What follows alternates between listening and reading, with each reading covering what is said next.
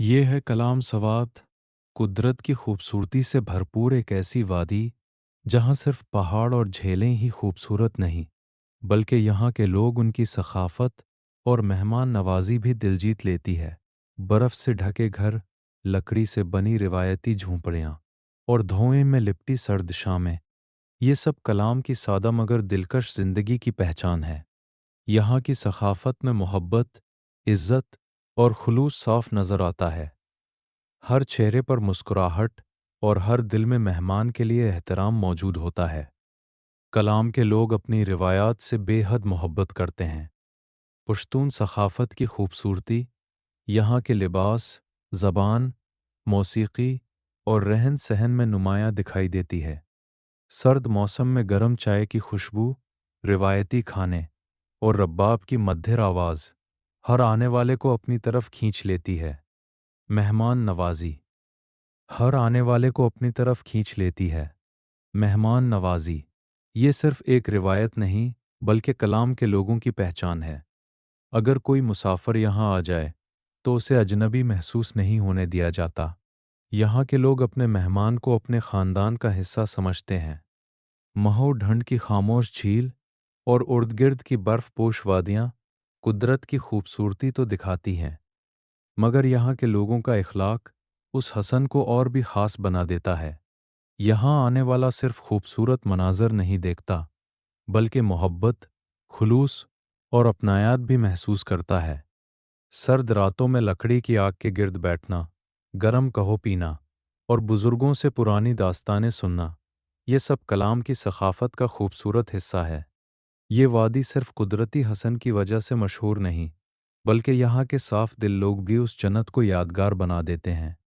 अगर आप कभी सुकून, मोहब्बत और असल मेहमान नवाजी महसूस करना चाहते हैं, तो एक बार ज़रूर आएं महो ढंड कलाम की बर्फ़ानी वादियों में, जहाँ बर्फ़ की सफ़ेदी और लोगों के दिलों की पाकीज़गी दोनों एक जैसी महसूस होती हैं।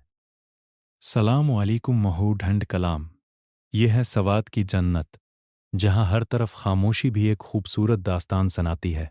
और आज हम आपको लेकर चल रहे हैं बर्फ़ से ढके हुए उस खौफनाक मकाम की तरफ, जिसे दुनिया महू ढंड झील के नाम से जानती है। कलाम की बुलंदो बाला पहाड़ियाँ सफ़ेद बर्फ़ की चादर ओढ़े ऐसा मंजर पेश कर रही हैं, जैसे कुदरत ने अपने हाथों से कोई शाकार तख्लीक किया हो। महू ढंड झील, जो सतह समंदर से तकरीबन 9400 फुट बुलंदी पर वाक़ है, सर्दियों में मुकम्मल तौर पर एक बर्फीले जन्नत में तब्दील हो जाती है। दूर तक फैली सफ़ेद चमकती बर्फ़, खामोश झील और उर्दगिर्द खड़े देवदार के दरख्त, ये सब मिलकर ऐसा मंजर बनाते हैं जिसे लफ्ज़ों में बयान करना शायद मुमकिन नहीं।